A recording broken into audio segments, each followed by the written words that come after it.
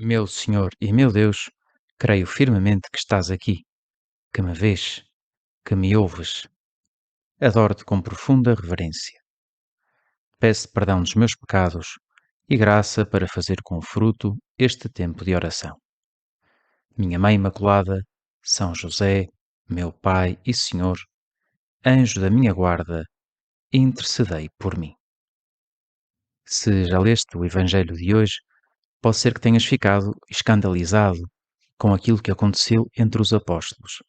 Estavam junto de Jesus fazendo uma viagem para Jerusalém, que não era uma viagem qualquer. Era a última vez que Jesus subia para Jerusalém juntamente com os apóstolos. O próprio Senhor, durante essa viagem, chamou-os à parte e explicou-lhes que iam subir a Jerusalém e o Filho do Homem, disse Jesus, vai ser entregue aos príncipes, os sacerdotes e aos escribas, que o condenarão à morte e o entregarão aos gentios, para ser por eles escarnecido, açoitado e crucificado. Mas ao terceiro dia ele ressuscitará.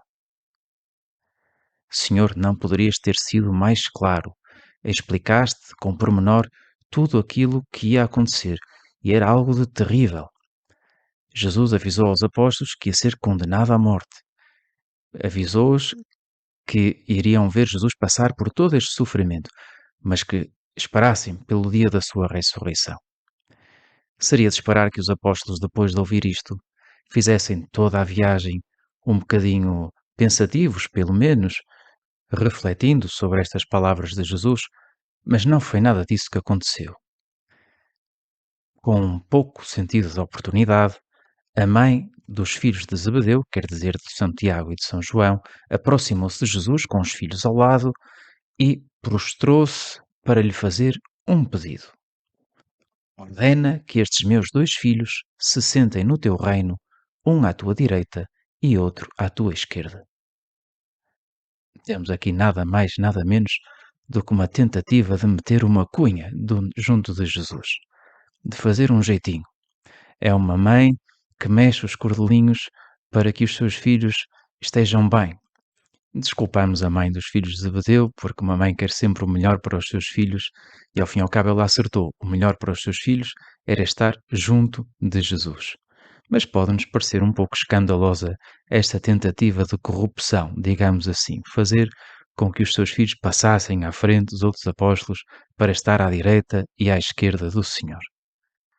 Não sei que cara é que puseram o Tiago e o João quando ouviram a sua mãe fazer este pedido, mas o que sim sabemos foi a reação dos outros apóstolos, que escutaram aquilo e indignaram-se com os dois irmãos.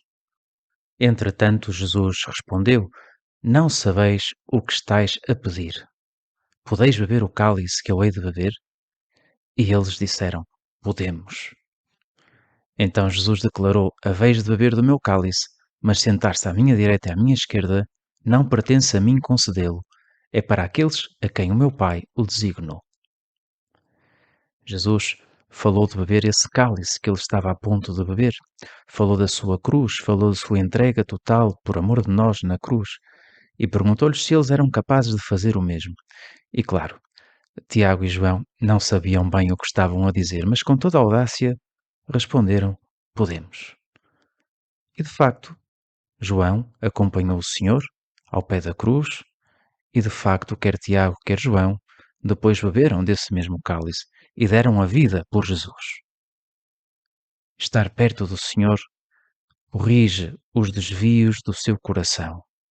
Talvez a sua intenção não fosse a mais pura ao querer passar diante dos outros, mas eram amigos de Jesus e deixavam que tu, Senhor, os corrigisses e que lhes explicasses as coisas. E assim fizeste.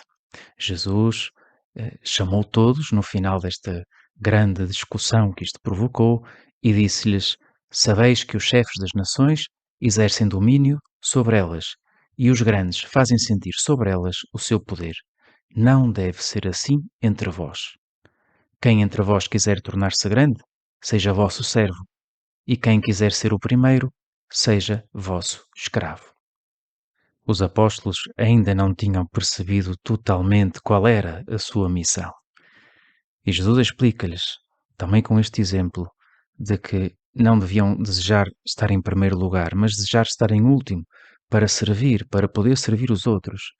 Esse era o exemplo do próprio Senhor, que não veio para ser servido, mas para servir e dar a vida pela redenção de todos. Aproveitando esta tua lição, Senhor, também nós queremos pedir-te nesta oração que desejemos servir os outros e não ficar sempre em primeiro, que não nos importemos de ficar em último, que não pensemos só em nós.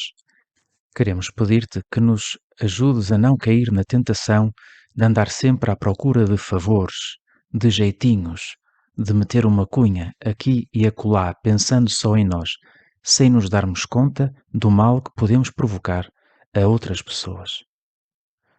Às vezes até nos podemos queixar da corrupção em grandes assuntos e protestar muito com isso, porque é uma injustiça, obviamente, esquecendo-nos que tudo aquilo que é grande começa por ser pequeno.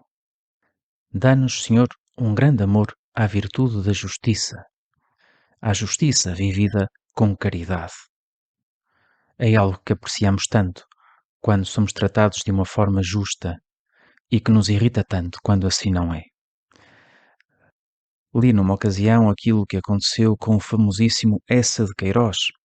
Em 1870, quando ele estava no Brasil, candidatou-se ao lugar de cônsul na cidade da Bahia. Preparou-se para esse concurso com bastante esforço e, apesar de ter os melhores resultados, não ganhou o concurso. O seu lugar acabou por ser dado a outro concorrente que tinha metido uma cunha. Vá lá, era o Eça de Queiroz e, portanto, não ter conseguido ganhar esse posto e ter entrado no desemprego fez com que começasse a escrever e escreveu nessa altura as farpas. E uma dessas farpas recordou esse assunto. Dizia-nos assim: Querido leitor, nunca penses servir o teu país com a tua inteligência, e para isso em estudar, em trabalhar, em pensar. Não estudes, corrompe. Não sejas digno, sê hábil. E, sobretudo, nunca faças um concurso. Ou quando o fizeres, em lugar de pôr num papel que está diante de ti o resultado de um ano de trabalho, de estudo, escreve simplesmente: Sou influente em tal círculo e não me façam repetir isto 2 vezes. A ironia queirosiana tem sempre uma certa graça, mas o que não tem graça é a corrupção, é a falta de justiça. E nós também nos temos de precaver contra isso. O Papa Francisco, como bem sabemos, denuncia muito a corrupção. Em alguma ocasião dizia que era o joio do nosso tempo. Quer dizer, é algo que não se percebe, que não se distingue do trigo, que vai crescendo. A pessoa corrupta vai se tornando mais corrupta sem se dar bem conta. Faz um jeitinho aqui, pede um jeitinho acolá e assim vai crescendo a corrupção. E o Papa dizia com muita força como é difícil para um coração corrupto deixar-se alcançar pelo vigor profético do Evangelho. Pois isto também nos diz respeito a cada um de nós. Pode ser que não tenhamos decisões a tomar que impliquem grandes possibilidades de corrupção, mas cada um de nós pode fazer bem o seu trabalho, os seus estudos, pode fazê-los com o sentido de servir o bem comum, de infundir o espírito cristão na sociedade, cumprindo com os nossos deveres, fazendo valer os nossos direitos, pensando não só no nosso bem pessoal, mas no bem de todos aqueles que nos rodeiam. Senhor, ajuda-nos a viver com este espírito, ajuda-nos a aprender a lição que nos dás no Evangelho de hoje. Quem quiser tornar-se grande, seja vosso servo, e quem quiser ser o primeiro, seja o vosso escravo. Assim foi Maria, que respondeu dessa forma ao anjo: Eis aqui a escrava do Senhor, faça-se em mim segundo a tua palavra. Dou-te graças, meu Deus, pelos bons propósitos, afetos e inspirações que me comunicaste nesta meditação.